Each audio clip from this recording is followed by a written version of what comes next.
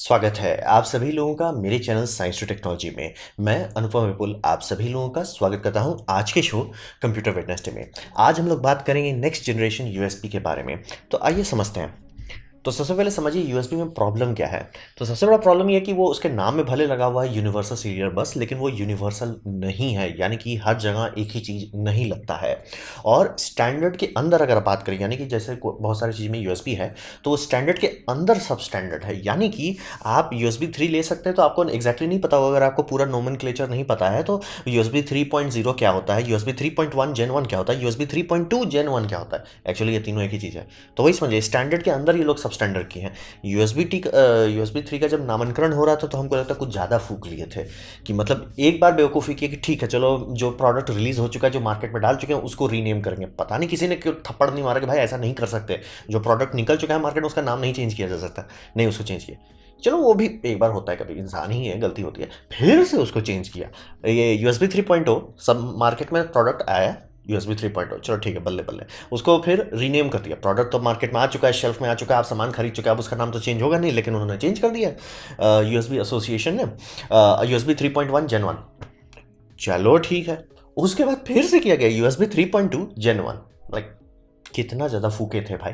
तो हिसाब वही समझिए कि बहुत सारा सब स्टैंडर्ड्स हो जाता है। और सब स्टैंडर्ड सिर्फ ऐसा नहीं कि मतलब ये मतलब इकोसिस्टम की बात कर रहे हैं, आपका पोर्ट्स में भी अलग चीज़ होता है। जैसे टाइप सी पोर्ट हो सकता है, स्टैंडर्ड ए पोर्ट हो सकता है, माइक्रो बी हो सकता है, आपका ये हो सकता है टाइप बी हो सकता है। टाइप बी मतलब बहुत लोगों को पता ही नहीं टाइप बी क्या होता है। तो हिसाब वही समझिए, बहुत सारा हौच पौच लूच पूछ है। और कहने को कहिए एप्पल में भले यूएसबी नहीं यूज़ करता, लेकिन वो प्रोटोकॉल तो यूएसबी का इस्तेमाल करता है, बस जैक अलग है। तो हिसाब वही समझिए कि हर प्लेयर इसको नहीं सपोर्ट करते, यानी कि जितने मैन्युफैक्चरर्स हैं खास करके एप्पल, वो सीधा सीधा हम नहीं करेंगे। और इससे ये होता है कि यूज़र्स के लिए बहुत कॉम्प्लेक्स है। जैसे कि यूएसबी 4 का स्टैंडर्ड पे अभी काम चल रहा है, तो वो भी फिक्स नहीं है, उसमें भी एक चीज़ नहीं है, उसमें भी आपको दो स्टैंडर्ड मिलेगा, यूएसबी 20 और यूएसबी 40। क्या कैसे ऐसे कैसे चलेगा? तो यूनिवर्सल ये एकदम नहीं है। तो फिर बात करते हैं यूएसबी 4 के बारे में। तो यूएसबी 4 के केसेस में ये समझिए, यूएसबी एसोसिएशन ने यूएसबी 4 को शुरू से लेकर अंत तक नहीं बनाया, जैसे जनरली पिछले सारे स्ट्रक्चर को बनाया गया था। यहाँ पे इंटेल जो है सीधा सीधा अपना मतलब समझिए थंडरबोल्ट कंट्रोलर का जितना प्रोटोकॉल है, स्पेक शीट है, जितना डेटा है, वो सादा यूएसबी एसोसिएशन को दे दिया एज ए गिफ्ट के तौर पर। तो यहाँ पे समझिए कि जो इंफ्रास्ट्रक्चर है, मतलब कि मतलब लॉजिक का आईसी क्या है, वो सीधा सीधा थंडरबोल्ट 3 का है। लेकिन ये बात ज़रूर समझिए कि उन्होंने स्टैंडर्ड ज़रूर डोनेट किया है, लेकिन आईपी नहीं किया है। यानी कि आप इसको ऐसा बना सकते हैं कि ये थंडरबोल्ट के साथ काम करे, लेकिन आप थंडरबोल्ट का स्टिकर नहीं डाल सकते। आप कह नहीं सकते कि ये थंडरबोल्ट है। थंडरबोल्ट कहने के लिए अभी भी आपको मतलब इंटेल से सर्टिफिकेशन लेना पड़ेगा, उसमें टका देना पड़ेगा। इसीलिए आप जनरली देखते हो कि एएमडी के सारे इक्विपमेंट में थंडरबोल्ट बाय डिफॉल्ट सपोर्टेड नहीं रहता। कारण वही है कि इंटेल को रॉयल्टी देनी पड़ेगी, क्योंकि ये प्रोटोकॉल जैसे यूएसबी ओपन सोर्स है, यानी कोई भी बना सकता है, वैसा थंडरबोल्ट के साथ नहीं है। थंडरबोल्ट इंटेल की प्रॉपर्टी है, और जितनी भी कंपनी उसके लिए डॉक्स बनाती है, मॉनिटर्स बनाती है, मतलब मीडिया इक्विपमेंट बनाती है, जितना भी चीज़ आप उसके लिए बनाएंगे, उसके लिए आपको इंटेल से बात करना पड़ेगा, पैसा लेना पड़ेगा। तो ये बहुत बड़ा मतलब पैसा का एक लोचपूच होता है। तो उसी को हटा दिया इंटेल ने कि ठीक है आप बनाओ, ये यूएसबी 3 का स्टैंडर्ड का बात कर रहा हूँ, 3 का स्टैंडर्ड है, आप बनाओ, मैं आपको पूरा छूट देता हूँ बनाने का, बस आप ठप्पा नहीं लगा सकते कि ये थंडरबोल्ट है। चलता है बल्ले बल्ले, नहीं चलता है उसकी गारंटी हम नहीं लेने वाले। और फिर इंटेल जो है फोकस कर रहा है थंडरबोल्ट 4 में। लेकिन ये बात ध्यान दें, थंडरबोल्ट 3 और 4 में कोई खास अंतर नहीं है। मतलब अगर दोनों कैपेसिटी देखेंगे, दोनों कहा जाएगा 40 जीबीपीएस, तो कहेंगे भाई इंटेल क्यों मेहनत कर रहा है, जब एक तो 3 को फ्री में दे रहा है, 3 ही को अगर ये 4 में डाल रहा है, तो 4 में क्या खास बात हो रहा है। 4 में ये हो रहा है कि ये लोग सर्टिफिकेशन को बहुत मुश्किल कर दे रहे हैं। कारण ये है कि कहने को थंडरबोल्ट 3 एप्पल देता है, तो ऐसा नहीं कि एप्पल के सारे पोर्ट थंडरबोल्ट 3 है, या जितने डिवाइसेस है। चलिए एप्पल तो मान लीजिए मेहनत कर दिया कि अपने मतलब लेटेस्ट लैपटॉप्स में कि हाँ भाई हम थंडरबोल्ट 3 कह रहे हैं, तो थंडरबोल्ट 3 ही है।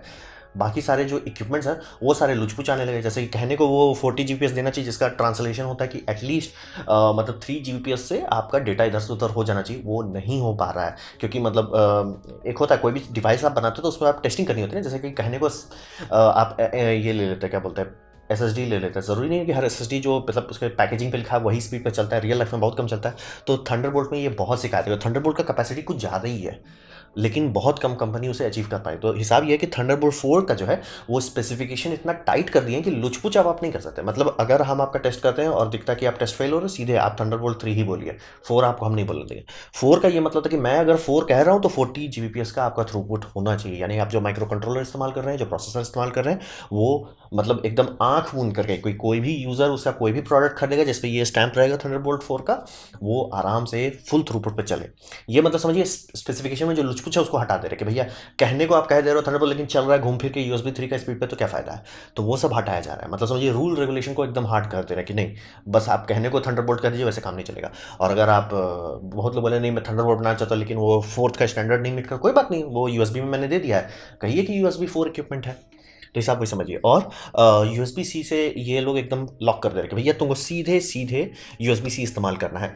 और इसमें मल्टीपल ये है, क्या बोलते हैं, मल्टीपल यूजेस है, यानी कि उससे डेटा जाएगा ज़रूरी है लेकिन उसके साथ आप टनलिंग भी कर सकते हैं, यानी कि आपको आराम से उसमें डायनेमिक बैंडविड्थ शेयरिंग होने के कारण आप उससे डिस्प्ले भी चला सकते हैं। यानी कि ऐसा आराम से हो सकता है आने वाले टाइम में कि टीवी में एक यूएसबी पोर्ट रहेगा, उससे आप अपना लैपटॉप लेंगे, लैपटॉप आपका चार्ज भी होगा, मतलब थिन एंड लाइट की बात कर रहा हूँ, मतलब एलियनवेयर गेमिंग लैपटॉप की बात नहीं कर रहा हूँ, थिन एंड लाइट की बात कर रहा हूँ, वो आराम से आपका उससे चार्ज और उसी केबल का इस्तेमाल करके ये वो डिस्प्ले भी दे देगा, आपको टेंशन लेने की ज़रूरत नहीं पड़ेगी। तो ये किया जाएगा कि मतलब डिस्प्ले का प्रोटोकॉल को मतलब समझिए ये थंडरबोल्ट के प्रोटोकॉल के अंदर डाल के एक पाइप डाल के बना दिया जा रहा है, जिसे कहते हैं लेन मैनेजमेंट। और लेन मैनेजमेंट को अपग्रेड किया, ये ज़रूर अंतर है 3 और 4 में। और मतलब यूएसबी एसोसिएशन अपना मेहनत थोड़ा सा डाल रहा है कि लेन जो है अब डायनामिकली अलॉट होगा, यानी कि कहने को आप 2 डिवाइस जोड़ते हैं, दोनों में आधा आधा नहीं बांट देगा, वो देखेगा कि किसको ज़रूरत है। जैसे मान लीजिए आप कनेक्ट करते हैं अपना मॉनिटर और वो गेमिंग मॉनिटर नहीं है, 300 हर्ट्ज पे नहीं चल रहा है, उसको ज़्यादा चाहिए नहीं डेटा, लेकिन आप कोई मान लीजिए एक एक्सटर्नल NAS जुड़े हुए हैं, मेमोरी डाला जिसमें आप वीडियो एडिटिंग कर रहे हैं, तो उसको वो बैंडविड्थ ज़्यादा देगा। ये थंडरबोल्ट 4 और यूएसबी 4 में आएगा। तो उस सब से डिस्प्ले टनलिंग भी आराम से रहेगा, और आप जिस टाइम डिस्प्ले टनलिंग कर रहे हैं यानी केबल से आप डिस्प्ले निकाल रहे हैं, आपका स्पीड कम बेसी नहीं होगा, मतलब आम पब्लिक को पता नहीं चलेगा। और इसको दो यूएसबी 4 को दो कैटेगरी में बांटा गया है। पहला कैटेगरी है सिंगल लेन कॉन्फ़िगरेशन, जिसमें आपको 20 जीबीपीएस मिलेगा, इसीलिए बोला था यूएसबी 4 में भी वही नौटंकी है कि नेमिंग के अंदर नेमिंग है। तो सिंगल लेन वाले जितने इक्विपमेंट आएंगे वो 20 जीबीपीएस तक जाएंगे, और जो डुअल लेन होगा वो 40 जीबीपीएस जाएगा। तो ये बात ध्यान देना बहुत ज़रूरी है कि आने वाले टाइम में जितने मदरबोर्ड्स आएंगे उसमें हर पोर्ट डुअल पोर्ट नहीं होगा। हाँ, अब एकदम हाईएस्ट एंड मदरबोर्ड लेंगे तो बात अलग है, लेकिन जनरली सब में आपको वो 20 जीबीपीएस वाला ही मिलेगा। हाँ, प्रोटोकॉल का बेनिफिट मिल जाएगा, प्रोटोकॉल का आपको बेनिफिट मिलेगा कि आप थंडरबोल्ट 3 लगा सकते हैं। अब बोलेंगे कि वो धीमा चलेगा, हाँ चलेगा, लेकिन चलेगा ज़रूर। यानी कि मान लीजिए आपका अगर एप्पल से आप स्विच कर रहे हैं विंडोज़ में, तो आराम से आप थंडरबोल्ट का बहुत सारा अगर इक्विपमेंट खरीदें वो आराम से लगा सकते हैं, आराम से चला सकते हैं। तो ये होगा, यही है। यूएसबी 4 जो है सीधा सीधी थंडरबोल्ट 3 लिया गया, उसमें थोड़ा सा बटन मसाला लगाया गया, उसका 2 वेरिएंट निकाला गया है, सिंगल 20 जीबीपीएस वाला, डुअल 40 जीबीपीएस वाला। और आपको समझना होगा 40 जीबीपीएस कितना होता है, तो वो समझिए 3.5 जीबीपीएस का रियल वर्ल्ड स्पीड लोग पहुंच रहे हैं, यानी कि ऑलमोस्ट एक हाई एंड NVMe SSD का मैक्सिमम थ्रूपुट होता है 3.5 जीबीपीएस, मतलब अभी के टाइम में। तो ये बहुत बहुत मोटा पाइप है, यानी कि अगर इस पाइप का इस्तेमाल करके आपका कोई मान लीजिए एक्सटर्नल मेमोरी इक्विपमेंट जुड़ा हुआ है, आप उस पर वीडियो एडिटिंग सीधे उसी पे कीजिए, कॉपी पेस्ट करने का टेंशन मत लीजिए, उसी में वीडियो एडिटिंग कीजिए। और वो छोड़िए ना, वीडियो एडिटिंग कीजिए उसके साथ में उसको बैकअप भी बनाते रहिए, वो इतना ज़्यादा थ्रूपुट है, कोई टेंशन नहीं लेना है। 4K 8K red media black magic 12K कुछ भी इसको फर्क नहीं पड़ने वाला है, बहुत ज़्यादा थ्रूपुट होता है ये। तो इसीलिए USB 4 जो है थोड़ा लंबे टाइम तक शांत रहेगा। और खुद ही सोच लिए ना कि अगर 40 जीबीपीएस से मतलब कम पड़ रहा होता तो थंडरबोल्ट 4 जब इंटेल बना था तो स्पीड बढ़ा देता, ज़रूरत ही नहीं थी। बात है कि 40 बहुत होता है, मतलब बहुत बड़ा रोड है, मतलब 16 लेन का रोड बना दी, गाड़ियाँ नहीं है उस पर चलने वाला, वो वाला बात हो जाता है। तो USB 4 ये आएगा। अब यहाँ पे एक जो रिसेंट हुआ जिसके कारण से मैं ये वीडियो बना रहा हूँ, वो यूरोपियन यूनियन का लॉ, अभी बीच में खूब हल्ला आया था, यूरोपियन यूनियन का लॉ चेंज हो रहा है। तो यूरोपियन यूनियन का हिसाब ये है कि उन्होंने एक लॉ बनाया जिसे कहते हैं कॉमन चार्जेस स्टैंडर्ड। ये लॉ जिस टाइम मैं ये वीडियो बना रहा हूँ उस टाइम पार्लियामेंट के नेक्स्ट स्टेप में जा रहा है। तो हिसाब ये है कि ये सीधा सीधी हर पे लागू कर देंगे, क्योंकि बात था कि बहुत पहले मतलब कि 2008-9 के आसपास में हिसाब ये था कि हर मोबाइल कंपनी अपना नौटंकी की हुई थी। टोटल 30 से 40 चार्जर स्टैंडर्ड्स थे। आप लोगों से जिनका उम्र ज़्यादा होगा उनको पता होगा कि सैमसंग बहुत सारे स्टैंडर्ड, सैमसंग का चौड़ा आता था, सोनी एरिक्सन का चौड़ा आता था, नोकिया का भी आता था, एक तो चौड़ा आता था और एक तो पतला आता था, एक तो उससे भी पतला डंडी आता था। तो ऐसे से करके खूब सारे स्टैंडर्ड्स थे, बहुत ज़्यादा, मतलब एकदम बर्बाद करके रख दिए थे। तो एक यूरोपियन यूनियन ने सबको लाया कि भैया देखो इससे सबका नुकसान हो रहा है, मतलब जो मोबाइल बना रहे हैं, जो चार्जर बना रहे हैं, और कचरा के ऊपर कचरा हो रहा है, जो कचरा गवर्नमेंट को साफ करना पड़ रहा है। तो हिसाब ये बना कि एक मेमोरेंडम ऑफ अंडरस्टैंडिंग साइन करवाया गया, और इसमें सब कंपनी अब मतलब विलिंगली अग्री की, जिसमें आपका सोनी इरिक्सन था, जिसमें आपका सैमसंग था, जिसमें आपका नोकिया था, मतलब सब दादाजी थे, कॉलकॉम था, सब बड़े बड़े लोग साइन किए। एप्पल भी था, एप्पल भी साइन किया। लेकिन उस मेमोरेंडम ऑफ अंडरस्टैंडिंग में एक लूप होल था कि आप माइक्रो भी नहीं दीजिए अगर आप एडाप्टर बेच सकते हैं। तो एप्पल उसको दिखाए और लॉल करके ट्रोल मार दिया सबको। मतलब वो एक सपोर्ट स्ट्रक्चर के लिए दिया गया था, जैसे मान लिया कुछ ऐसा बना रहे, जैसे आईपॉड नैनो बना रहे, उसमें उसके लिए ऐसा किया गया था, क्योंकि वो इतना छोटा है कि उसमें प्लग नहीं डाल सकता, मोबाइल में ऐसा नहीं लगा। तो वो लूप होल को निकाल के एप्पल ने सबको सीधे उंगली दिखा दी और बोले आप लो, आप लो। तो इस बार यूरोपियन बोला हाँ हाँ हम समझ लिए, तुम्हारी होशियारी हम समझ लिए, शांति से डालो, शांति से डालो। अगर यूरोपियन यूनियन में तुम्हें अपना प्रोडक्ट बेचना है, जो कि बहुत बड़ा मार्केट है, यूरोपियन यूनियन का कोई एक कंट्री बहुत बड़ा मार्केट नहीं है। जैसे आप कहोगे कि फ्रांस बहुत बड़ा नहीं है, मतलब आबादी के मामले में तो कहीं इंडिया के कंपेयर में अरे वो तो यूपी में आ जाएगा, तो वही समझिए, आबादी के मामले में नहीं है और मार्केट के मामले में बहुत बड़ा है। लेकिन अगर पूरा यूरोपियन ब्लॉक मानेंगे तो सेकंड या थर्ड लार्जेस्ट माना जा रहा है। तो बहुत ज़्यादा पावर है उनके पास कि वो कहेंगे रूल बदल जाएगा। आप जानना चाहते हैं कितना पावर है उनके पास? सारे कैमरा में जो 30 मिनट का रिकॉर्डिंग लिमिट आता है वो इन्हीं के चलता है, यूरोपियन यूनियन का लॉ। वो थैंकफुली उन्होंने हटा दिया है, और अब जाके सारी कंपनी भी हटाना शुरू कर दिया। तो सोनी में तो सबसे पहले हटा दिया, और फिर मतलब कहिए नोकिया बोल रहा हूँ, कैनन में भी हट चुका है, नाइकॉन में भी हट चुका है। तो वही समझिए, तो यूरोपियन यूनियन ने सीधा भैया लॉ लगा दिया। और एप्पल बाद ये प्रोटेस्ट कर रहा है, हर साइड कर रहा है, ना ना ना, शांति से डालो यूएसबी-सी, आप एक बार हमको धोखा दे चुके, दोबारा नहीं देना है। और इसमें एक दूसरा चीज़ भी सेट कर रहे हैं। आप कहोगे कि एप्पल खराब है तो एंड्रॉइड बहुत अच्छा है, नहीं, एंड्रॉइड भी एक नौटंकी कर रहा है। एंड्रॉइड के 50% खराब है। एंड्रॉइड का ये है कि एंड्रॉइड पावर डिलीवरी स्टैंडर्ड नहीं इस्तेमाल करता है। यानी कि एंड्रॉइड के केस में हिसाब ये है कि आप जो चार्जर लगाते हैं, जो तार लगाते हैं, वो ज़रूरी नहीं है हर किसी में काम करे। तो भाई ऐसा क्यों हो रहा है? क्यों ऐसा हो रहा है कि कहने को यूएसबी है, दिखता पोर्ट सेम है, सब चीज़ सेम है, तो क्यों नहीं कर रहा? क्योंकि ये सब कचरा हक के रखा हुआ है। यानी कि यूएसबी का है अपना 1 2 3 4 स्टैंडर्ड है, फिर क्वालकॉम क्विक चार्ज 4 है, Qualcomm quick charge 3 2 1, Samsung adaptive fast charge, Apple fast charging, Huawei super charge 2.0, Motorola turbo power, Oppo super VOOC, one plus dash charger, one plus warp charger, MediaTek pump express 3.0, pump express 2.0 plus. तो ये तो कुछ ही को मैंने नाम बताया, अभी बहुत सारे हैं। तो हिसाब ये समझिए कि यूरोपियन यूनियन मतलब नाजी ना आप ऐसे पोपट मत रहो। एटलीस्ट ये है एंड्रॉयड के केस में कि अगर आप एंड्रॉयड का कोई भी यूएसबी से लगाते वो चार्ज ज़रूर होगा, फास्ट चार्जिंग नहीं करेगा। और कंपनी ये लूप होल निकाल दी कि ठीक है हम सबको यूएसबी करेंगे, सब लोग यूएसबी सी इस्तेमाल करेंगे, सब लोग यूएसबी सी केबल इस्तेमाल करेंगे, अडाप्टर में यूएसबी पोर्ट भी दे देंगे, लेकिन तार में नौटंकी करेंगे। जो कि आप लोगों को, काफ़ी लोगों को पता होगा कि वन प्लस के साथ काफ़ी बड़ा लोचा हो गया था कि तार भाई चल ही नहीं रहता, मतलब जो कंपनी दे रही थी उसमें नहीं था, तार में वो लोग छेड़खानी किए थे। और छेड़खानी किए थे तो वो जो मैन्युफैक्चर था वो मिस कर गया एक दो डेटा पॉइंट, तो रजिस्टर ठीक से नहीं डाल रहा था, और मतलब एक बहुत बड़ा मतलब समझिए हच पच हो गया उसके चक्कर में। तो हिसाब ये कि यूरोपियन बोला कि ना जी ना, ऐसा नौटंकी नहीं। एप्पल को भी दर्द होगा, लेकिन आप लोग को भी दर्द होगा, आप लोग को ये सब हटाना है। शांति से पावर डिलीवरी आप लोग इस्तेमाल करेंगे, और ये इसलिए किया जा रहा है कि इनका प्रोप्राइटरी फास्ट चार्ज स्टैंडर्ड हटाओ, सब हटाओ। यानी कि अगर मैं खरीदता हूँ, कल को एडाप्टर खरीदता हूँ, वो लिखा रहता है कि पावर डिलीवरी स्टैंडर्ड है ढंग से, ऑब्वियसली काम खत्म। आपको नहीं लोड लेना है कि जैसे मेरे पास चार्जर के ऊपर चार्जर है, जैसे मेरे लिनोवो का एक चार्जर है जो फास्ट चार्जर है, वो मेरा सैमसंग को फास्ट चार्ज नहीं कर सकता, सैमसंग का जो फास्ट चार्जर है वो लिनोवो को नहीं कर सकता। और ऐसे करके कितना भी आपका एमआई हो, चाहिए हो, सही उधर के हो, मैं लिख के दे सकता हूँ। आपके घर में अगर 3-4 ब्रांड का फ़ोन है तो 3-4 ब्रांड का अलग अलग फास्ट चार्जर होगा। तो ये सब हटाना है, ये सब कचरा हटाना है। और इस बार एकदम ढंग से यूरोपियन यूनियन थोड़ा ढंग से मेहनत कर रहा है कि भैया केबल तक सेम रखो, चार्जर सेम रखो, पोर्ट सेम रखो। मतलब नौटंकी नहीं करना है आपको कि नहीं नहीं हम अपना वुक चार्जर इस्तेमाल करेंगे, नहीं नहीं नहीं हम अपना डैश चार्जर इस्तेमाल करें, ना जी ना, शांति से यूएसबी पावर डिलीवरी करना है। और आप कहेंगे यूएसबी पावर डिलीवरी उतना पावर नहीं दे सकता, वो 120 वाट तक दे सकता है। तो आम लोगों की आम ज़रूरतों में कोई ऐसा मोबाइल फ़ोन नहीं बनता जिसे 100 वाट का चार्जर चाहिए। तो हिसाब वही समझिए कि ये यूरोपियन यूनियन एकदम समझ गया है। मतलब एप्पल को तो रुला देगा, लेकिन एंड्रॉयड भी एकदम बल्ले बल्ले नहीं बच रहा है। एंड्रॉयड को भी थोड़ा तकलीफ होगा, लेकिन हाँ एंड्रॉयड को थोड़ा कम तकलीफ होगा, क्योंकि जैसे एग्जांपल जैसे हवाई का एक चार्जर स्टेटस है, मोटोरोला का भी है और सैमसंग का है। ये सब कहने को है इनका इंडिपेंडेंट, और थोड़ा तिगड़म इनका इंडिपेंडेंट है, लेकिन ये बैकवर्ड्स कंपैटिबल है पावर डिलीवरी से। तो इनको मतलब समझिए थोड़ा सॉफ्टवेयर ही अपडेट करना पड़ेगा। ये मतलब इनको मतलब इनके लिए ज़्यादा रीडिज़ाइन नहीं होगा। लेकिन हाँ जैसे वुक चार्जर, डैश चार्जर जो कुछ ज़रूरत से ज़्यादा चार्ज स्पीड रखते हैं, उनको थोड़ा सा री इंजीनियरिंग करनी पड़ेगी। तो ये कब तक लागू होगा? ये अभी नहीं लागू होगा, ये समझिए अभी जनरल इलेक्शन में चल रहा है, मतलब हौच-पौच है। तो 2024 तक ये लागू हो जाना चाहिए। तो बात करते हैं एप्पल। सबसे बड़ा टॉपिक ये है, मतलब इस लॉ के बारे में सबसे बड़ा असर पड़ने वाला है इसको एप्पल को, क्योंकि बात सही है सैमसंग को भी थोड़ा दिक्कत होगा, थोड़ा सा मोटरोला को भी दिक्कत होगा, एमआई को दिक्कत होगा, वन प्लस को दिक्कत होगा, लेकिन ये लोग मैनेज कर लेंगे। इनके लिए थोड़ा सा झटका होगा, इनके लिए ऐसा होगा कि भाई रोड चला रहे थे, थोड़ा सा वो स्पीड बम्प आ गया, थोड़ा सा झटका झेल लिया, ठीक है कोई नहीं। लेकिन एप्पल को बहुत नुकसान होगा। कारण ये है कि एप्पल को इतना ये तकलीफ होगा कि बहुत अच्छा चांस है कि एप्पल सीधा सीधा लॉ सूट डाल ले इसके चक्कर में।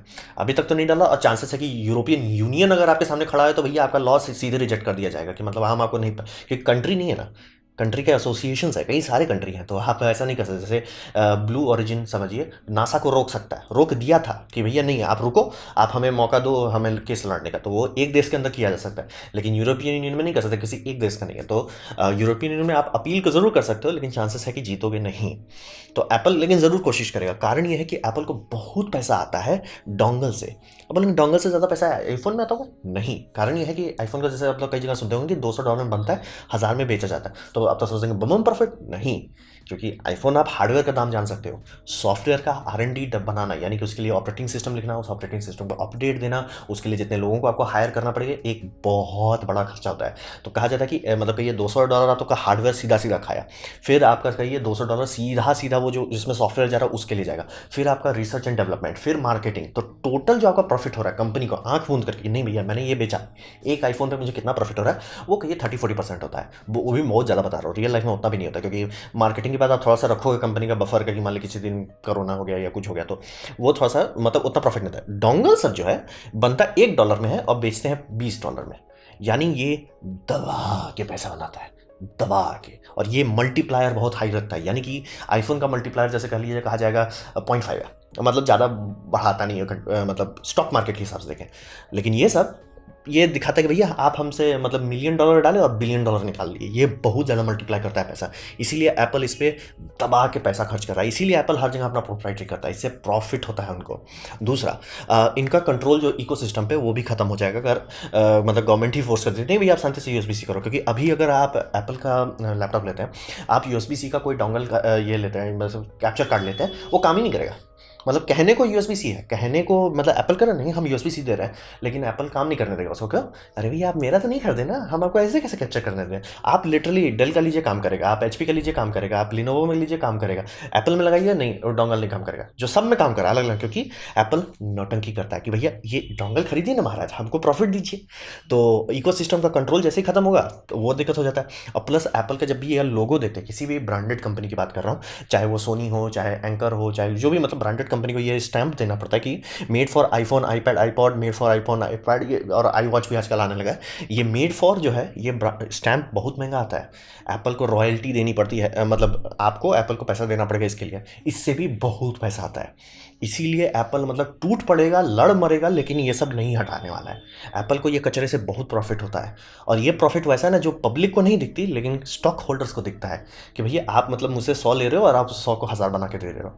आईफोन भी आपका पैसा बढ़ा रहा है, लेकिन आईफोन में समझिए ज़्यादा पैसा डाल रहे हैं और थोड़ा सा मल्टीप्लाई हो रहा है। यहाँ तनी सुन डाल रहा है, मतलब 4 पैसा डाल रहे हैं और 4 करोड़ निकाल रहे हैं। तो इसीलिए इस बहुत ज़्यादा मतलब एप्पल को नुकसान होगा अगर ये लॉ पास हो जाता है तो। और एप्पल मतलब समझिए इतना बुरा सिचुएशन हो सकता है कि एप्पल लड़ मरे कि नहीं भैया हम देवे नहीं करेंगे और हम पोर्ट्स हटा देंगे फ़ोन से, लेकिन हम ये कंट्रोल नहीं छोड़ेंगे।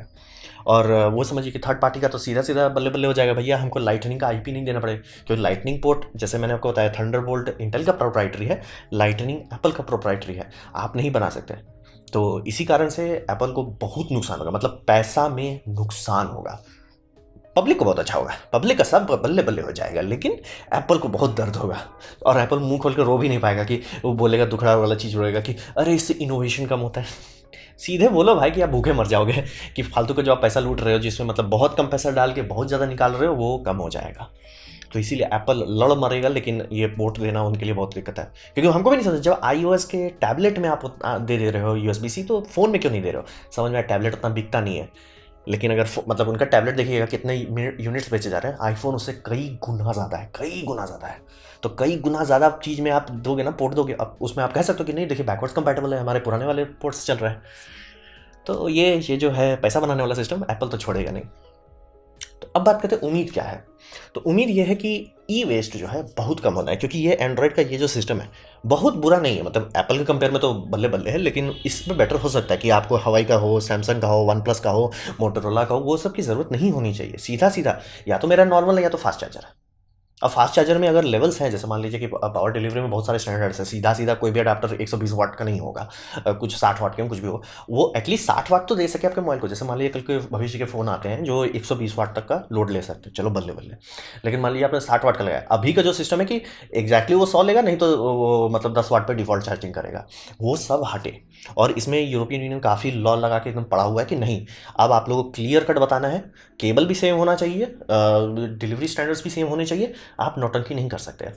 और यूरोपियन यूनियन का ये है कि फ़ोन को हटा देना है, फ़ोन और चार्जर अलग कर देना है। और इसी कारण से एप्पल ने चार्जर पहले हटा दिया। वो मतलब समझिए यूरोपियन यूनियन की तरफ से था, इसीलिए सारी कंपनी धर ला के चार्जर हटा रही है। और हिसाब ये है कि यूरोपियन यूनियन जानता है कि अगर ऐसा करेगा तो हर कंपनी ये करेगी, नहीं हमारा ये स्पेशल चार्जर लीजिए। तो इसीलिए चार्जर के पीछे वो पड़ गए हैं कि नहीं भैया स्टैंडर्ड चार्जर रखो।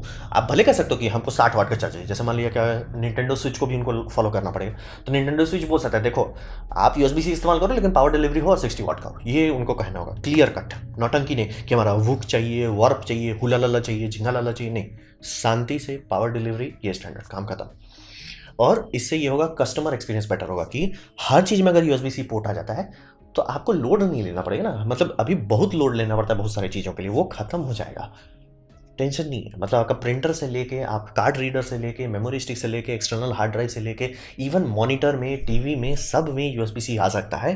तो उससे बहुत अच्छा पब्लिक एक्सपीरियंस हो जाएगा कि दिमाग को लोड नहीं लगा। चार्जर का आराम से होगा कि अरे भाई मान लीजिए आपका वन प्लस वाला चार्जर इस्तेमाल कर रहा है, बोले आपके हाथ में वन प्लस दूसरा है, अरे कोई नहीं दूसरा का इस्तेमाल कर दे, चलो 60 वाट पे चार्ज नहीं होगा लेकिन एटलीस्ट 40 पे होगा या 30 पे होगा। तो ये से बहुत अच्छा होगा और इससे ट्रूली यूनिवर्सल हो जाएगा। क्योंकि यूरोपियन यूनियन में अगर कर दिया तो कोई भी कंपनी इतनी अमीर नहीं है कि हम नौटंकी करते हैं, या मतलब अमेरिका में भी लाइटनिंग देते हैं, अमेरिकन वाले तो सीधे यूरोप से ले आएंगे। तो इसीलिए अगर यूरोप करता है तो ये लॉ पूरी दुनिया में लागू हो जाएगा और कंफ्यूजिंग खत्म हो जाएगा। मतलब कि ये सब हौच-पौच नहीं होगा कि क्वालकॉम चार्ज सपोर्ट करता है कि नहीं, कि आपका सैमसंग का एडाप्टिव फास्ट चार्जर सपोर्ट करता है कि नहीं, मोटोरोला टर्बो करता है कि नहीं, फास्ट है कितना वाट तक है, काम खत्म, घर जाओ, दिमाग मत लगाओ। तो वही है, one standard to rule them all. और मैं बहुत खुश हूँ, थोड़ा सा दुखी हूँ कि यूरोपियन यूनियन को इतना साल लगा कि जब मतलब समझिए एप्पल सीधे पोपट बनाने पे आ गया था, क्या कर रहे हो, क्या कर रहे हो। और वो 2009 में साइन हुआ था, उस टाइम तक तो एप्पल अपना पुराना उस पर रख रहा था, यानी बैकग्राउंड में वो लोग पीछे से डेवलप कर रहे थे। उन्होंने मतलब उनका लॉयर्स तुरंत पकड़ लिया, अरे यहाँ पे एक लूप होल है, लूप होल का फ़ायदा उठा लेते हैं। तो थोड़ा सा दुखी है कि EU को इतना टाइम लगा और कैमरा, सारे कैमरा को बर्बाद कर दिया 30 मिनट का रिकॉर्डिंग लिमिट देके। लेकिन ठीक है, वो भी उन्होंने सुधार दिया, इसको भी सुधारने पे लगे हुए हैं। तो देखते हैं आने वाले टाइम में क्या होगा। मैं उम्मीद वही कर रहा हूँ कि आने वाले मतलब 10 साल बाद लोग लोड नहीं लेंगे। USB-C मतलब USB-C, काम खत्म, दिमाग मत लगाओ। और इसका एक बड़ा भाई पे काम चल रहा है जिसे 240 वाट का पावर डिलीवरी भी करेंगे, लेकिन उस पर अलग वीडियो बनाएंगे। तो इसी के साथ हम इस वीडियो को समाप्त करते हैं। अगर आप इस वीडियो से कुछ सीखने को मिला है, कुछ समझ में आया, कुछ मज़ा आया है, तो मैं कहूँगा लाइक कर दीजिए, दोस्तों शेयर कर दें, उससे मेरा काफ़ी भला होगा। नहीं अच्छा लगा, नहीं पसंद आया, कोई बात नहीं, आप डिसलाइक कर सकते हैं। मैं कहूँगा डिसलाइक 2 बार दबाएं, उससे मुझे पता चलेगा कितना पसंद हुआ है। मैं आपसे कहूँगा कमेंट लेके मैं हर कमेंट को पढ़ने की कोशिश करता हूँ। आपसे कहूँगा सब्सक्राइब कीजिए, बेल दबाइए अगर आप फ्री हैं तो। आप मेरा वीडियो देखा, जानकर मुझे बहुत खुशी हुई। धन्यवाद।